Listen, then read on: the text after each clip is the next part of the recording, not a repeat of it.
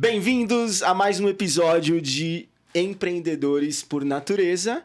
Hoje estamos aqui para falar sobre presencial versus remoto. Obviamente estou eu aqui muito bem acompanhado com os meus amigos e sócios, mas quero te dar um pano de fundo aqui sobre uma informação importante. Em 2022, o Sebrae disse que mais de 70% da população brasileira estava envolvida com empreendedorismo. Então, por isso que a gente quer falar com você, que é empreendedor. Se a gente trazer isso para números absolutos, estamos falando de mais de 91 milhões de pessoas envolvidas com empreendedorismo. E desse número, 51 milhões eram empreendedores já. Então, pensando nisso, a gente quer trazer realidades, temas, informações importantes, utilidade pública para o teu negócio, para você que é empreendedor. E para começar esse episódio, eu quero trazer para a mesa uma informação, um pano de fundo também importante sobre remoto versus presencial. Gente, a gente tem várias empresas que pós-pandemia atuaram aí com a sua equipe 100% no cenário remoto. E obviamente que pós-pandemia, nós já estamos há algum tempo aqui, já trouxemos, as grandes empresas e algumas empresas médias e pequenas também já voltaram para o cenário presencial e algumas híbrido. E falando um pouquinho sobre dificuldades, sobre desafios e até mesmo oportunidades, eu queria trazer para a mesa aqui, junto com vocês, para a gente pensar, o que é melhor, remoto ou presencial? Você é de que time? Time remoto ou time presencial? E aí, gente? Olha, como tudo no direito, né? Eu e o Weber estamos no direito. Depende. Então, assim, a gente precisa analisar, em primeiro lugar, qual que é a realidade do negócio, né? Então, a gente tem negócios que são muito focados em indústria. Então, é completamente impossível a gente falar em trabalho remoto para a maioria do pessoal que envolve um time de operações, maquinário. Perfeito. É tudo muito, né? Área da saúde É muito restrito, embora a gente já tenha telemedicina, não são todas as especialidades que dá para fazer isso. Mas o setor de serviços, em geral, dá para adaptar essa realidade para o remoto. Agora, a discussão que a gente vê é o volume de trabalho remoto versus presencial. O híbrido seria uma coisa boa. Nós temos experiência de empresa 100% remota, né? É possível fazer também. Então, acho que realmente depende de cada realidade, da maturidade do negócio, da maturidade das equipes e da operação mesmo do negócio. Acho que são fatores que precisam ser considerados. Aqui mesmo na mesa, a gente tem as nossas empresas onde a gente atua 100% no remoto, mas temos a Amanda que atua 100% no presencial. Aliás, um pouco híbrido, né? Ela tem um dia na semana ali de home office, mas tem um time que atua 100% no presencial. Talvez você aí na sua realidade também tenha uma necessidade de ser 100% presencial. E tá tudo bem, nós não estamos aqui falando qual tá certo e qual tá errado. Mas eu queria ouvir um pouquinho da Amanda, que está ali no dia a dia, no presencial.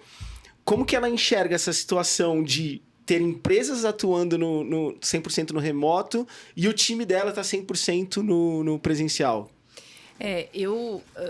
Mesmo durante a pandemia, né, por ser da área da saúde, a clínica a qual eu trabalhava, a gente ficou uma semana só pausado, né, em casa. Atender pacientes, né, pessoas doentes com alguma doença, remotamente, apesar da telemedicina estar avançando muito, isso ser um ganho gigantesco, né, não só para médicos, mas para psicologia, para outras vertentes também da saúde, assim, foi um ganho gigantesco, né, realmente é um desafio, porque a gente ainda não tem tecnologia o suficiente para analisar, né, fazer toda a anamnese do paciente no diagnóstico 100% virtual. A gente está avançando muito, né, em termos de tecnologia para essa área, né, inteligência artificial e tudo mais. Eu acredito que no futuro isso vai ser possível, né, mas hoje, né, essa não é ainda uma realidade, ainda mais aqui no Brasil, né.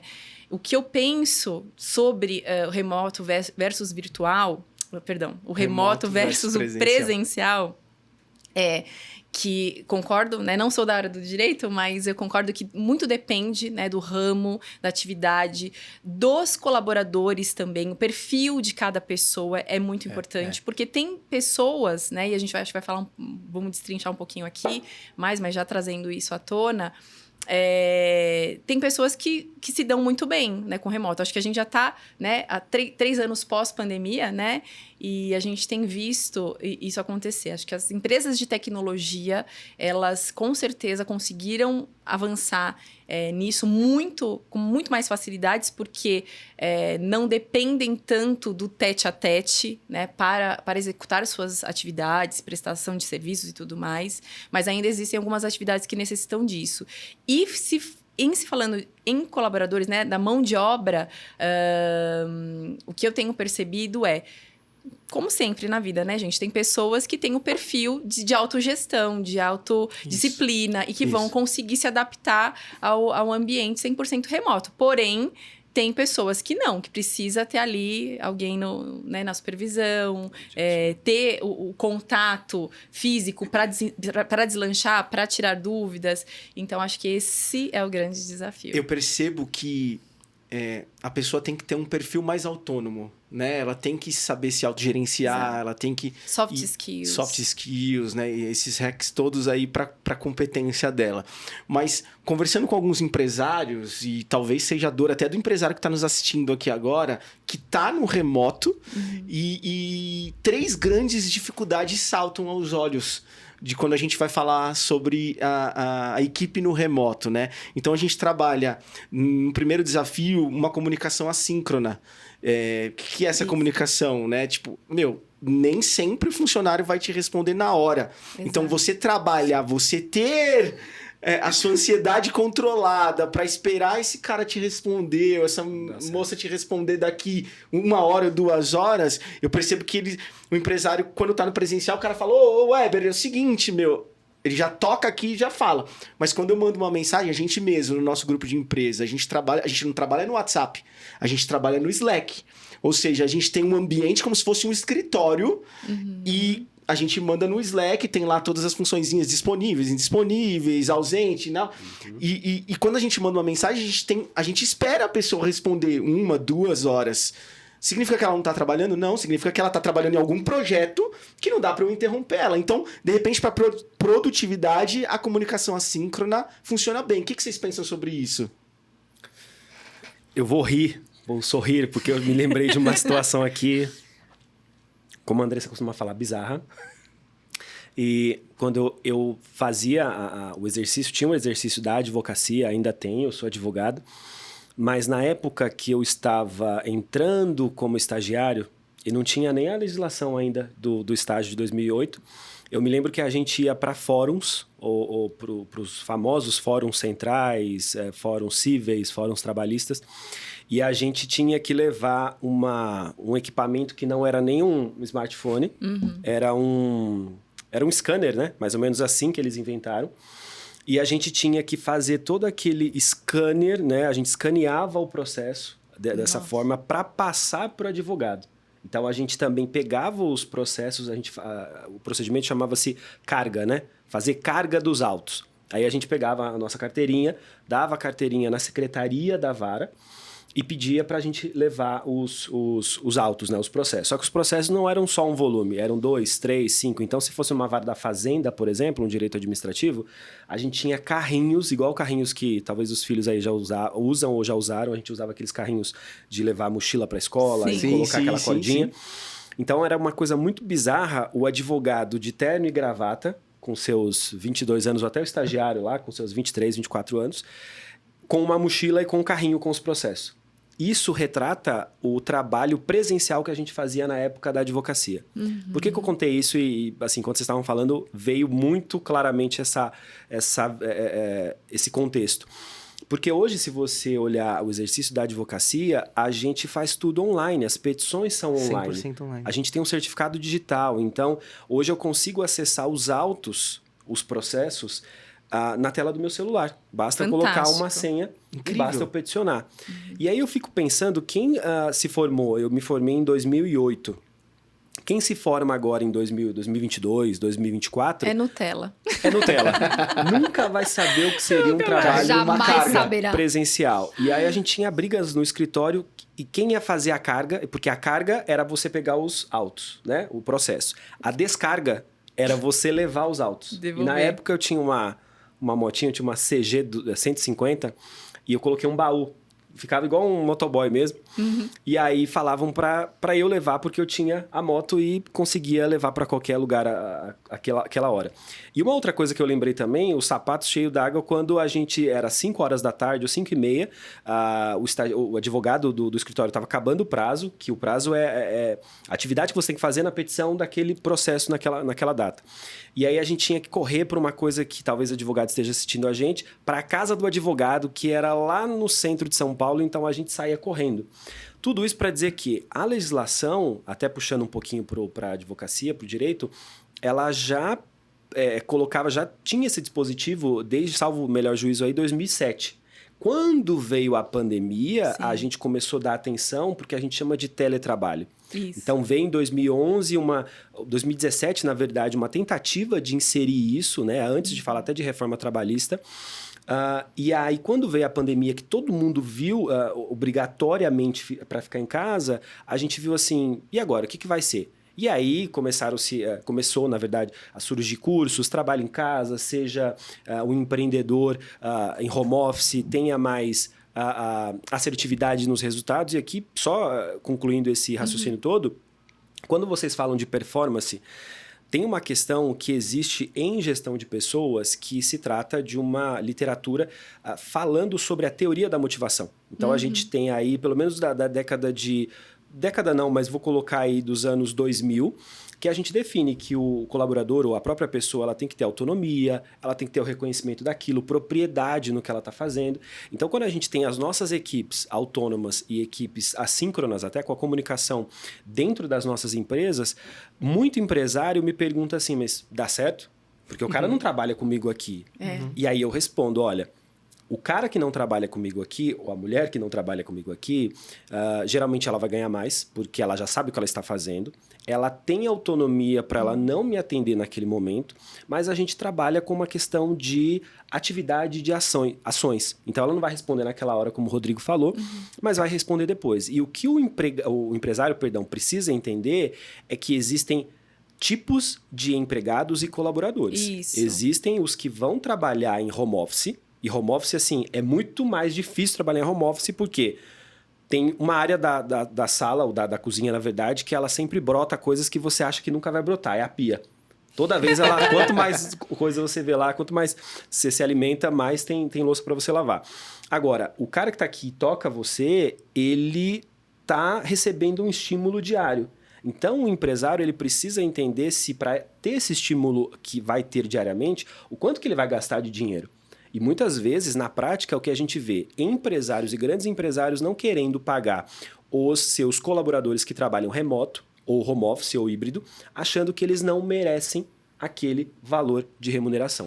Eu vejo dessa forma. Aproveitando isso que você está falando, eu vou engatar numa próxima que seria falamos de um desafio, e agora eu vou falar de um benefício, vamos chamar assim, né? Uma oportunidade aí dentro do remoto, que seria contratar talentos globais. Yes. Então, quando você está no presencial, você não pode contratar alguém de Alagoas, ou da Europa, ou dos Estados Unidos para trabalhar na sua equipe. Quando você... Até pode, né? Só que você vai pagar... Você vai ter que trazer uma bala. Quando você está precisa saber se essa pessoa vai querer sair de lá para vir para cá, né? Sim. Agora, quando você está no remoto, quando você está no home office, você contrata pessoas do mundo inteiro para trabalhar na sua equipe. E isso é uma vantagem competitiva. Com certeza. Eu acho assim, eu não falo no foco de você reduzir o custo pagando os salários mais baratos, mas de você poder contratar talentos que você não teria oportunidade de contratar. De repente, até pagando um salário mesmo competitivo também. Mas, cara, como é essa oportunidade de você ter pessoas de outro país trabalhando na sua equipe? A gente mesmo tinha gente de fora. A gente tem gente de Curitiba trabalhando no nosso time, gente da Bahia trabalhando no nosso time. Vocês acham que isso, para o empresário que nos assiste, é uma vantagem competitiva para ele? Com certeza. É o princípio da diversidade nas próprias empresas, né? Porque você consegue trabalhar com outras culturas ou não. Eu acho que, além de você democratizar, né, a oportunidade para que novos talentos surjam, como você mesmo disse, né? Isso é uma vantagem porque pessoas que talvez estão lá, né, no interior da Bahia e de repente não tem condições de vir para São Paulo, que é o polo, né? Aqui falando de Brasil, de tecnologia, de indústria, oportunidade, não né? tem essa oportunidade, mas é um talento, é uma pessoa que está se desenvolvendo, uma pessoa que está estudando, ela hoje, né, com a vinda dessa possibilidade de ser contratado remotamente, ela com certeza ela tem essa oportunidade de se candidatar a uma vaga. Sim. Então, isso é de fato vantajoso. Perfeito. Eu acho que a gente está ainda muito engatinhando, né, em termos de até legislação, até pesos e contrapesos, né? Porque a gente sabe que o nosso Brasil é muito grande. Sim. Existe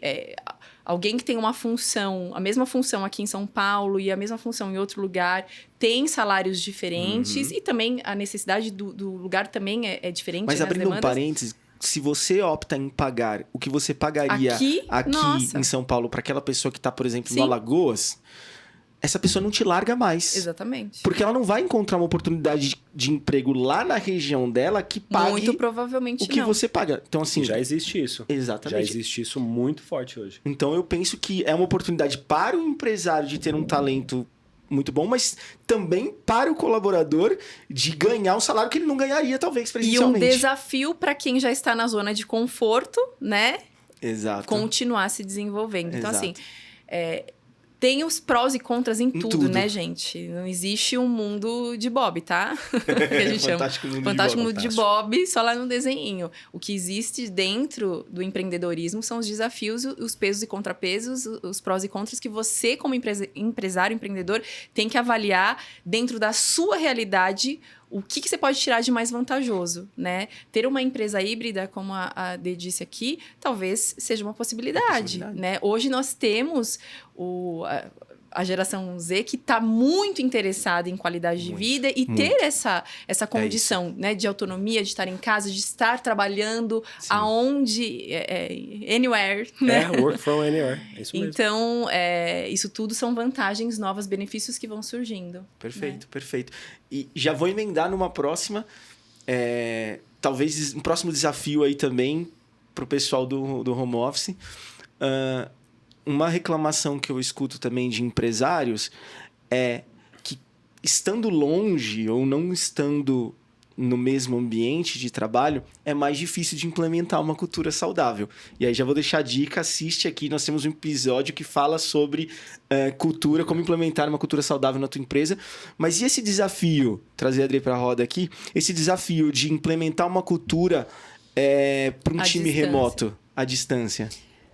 Olha, volta aquela palavrinha que a gente gosta tanto e falou em vários episódios aqui já, intencionalidade, né? Então, a cultura, ela precisa ser intencional tanto no físico, no presencial, quanto no online. Quando a gente vai para o online, existe uma liberdade geográfica das pessoas, existe essa comunicação assíncrona que é necessária. E aí, qual que é o contraponto negativo? Os empresários, eles querem esse sistema até para reduzir custos estruturais de negócio, né? É muito mais fácil manter uma equipe em casa. Aqui é uma vantagem competitiva para quem está em home office. Muito mais fácil para quem sabe, quem sabe manter. É muito mais fácil para quem sabe fazer. Só que aí vai o desespero de eu não sei o que a pessoa está fazendo, vai para o microgerenciamento.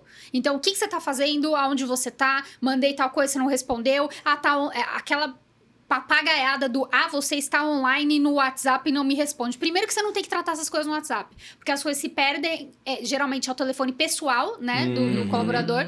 Então, a nossa experiência com o Slack, que é uma ferramenta muito boa de comunicação assíncrona. Já fazendo o jabá. Tem os grupos lá, os canais, né? E as pessoas, as conversas individuais, então dá para você compartilhar link, etc. Então, você precisa, para ter uma cultura saudável, você precisa ter procedimentos que todos saibam quais são, a comunicação estar em um lugar. Clareza, né? Clareza, para que tenha um alinhamento, para que haja transparência nas coisas, né? Então, por exemplo, se você institui minha equipe é de colaboradores autônomos, não tem um vínculo seletista, não são empregados registrados, logo não são subordinados. Você não pode cobrar a subordinação da sua equipe, né?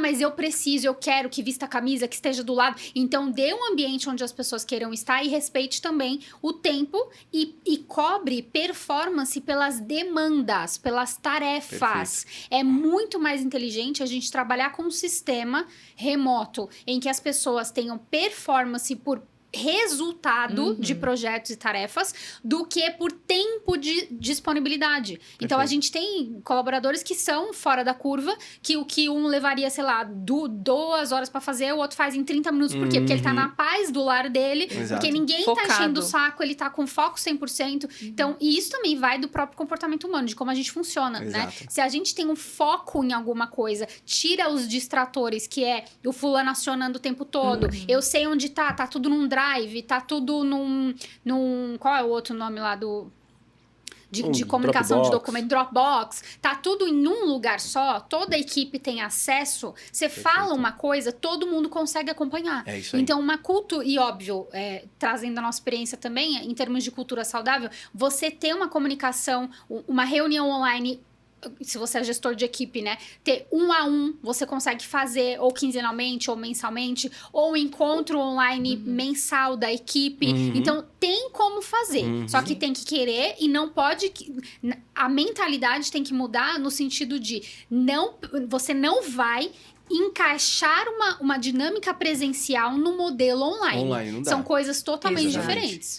Tem que ter processos. Exato.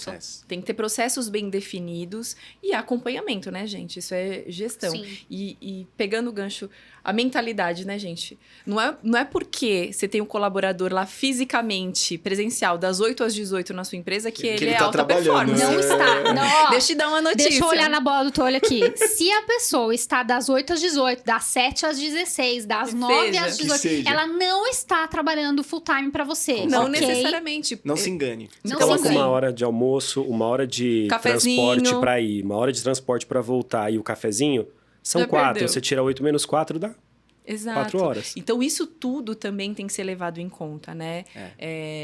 São mentalidades, né, que estão sendo mudadas, que Isso estão aí. sendo aperfeiçoadas e a gente precisa extrair tudo que há de melhor dessa nova oportunidade. Gente, quero fazer um resumo para você fazer na tua empresa. O certo. São aplicações aqui para que você possa, de fato, começar a mexer e movimentar dentro da tua empresa. Então, importante, você respeitar a comunicação assíncrona do seu time. Você ter um ambiente onde o seu time se comunique fora do WhatsApp, daquele muvuca de mensagem do WhatsApp. Tipo, respeitando como se fosse um escritório mesmo. Um ambiente. Você ter um acompanhamento para a implantação de cultura do seu time. Isso é importantíssimo. Então, você precisa dar clareza para eles do que você espera, de onde você quer chegar, da cultura da empresa, ter locais ali, tudo muito fácil acesso para eles acessarem e não ficar dependente de você, né? Ter essa clareza também de que as pessoas, elas não são no home office como elas são no presencial. É diferente. Então, isso você tem que assimilar. Você tem que entender isso. Então, essas são as aplicações de hoje aqui para você sair daqui cheio de tarefas.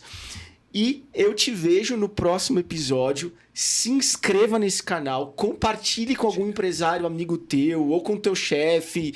Compartilhe com alguém, porque esse time que tá aqui é um time que quer entregar muito conteúdo para você. Fique ligado. Até o próximo episódio. Tchau, tchau.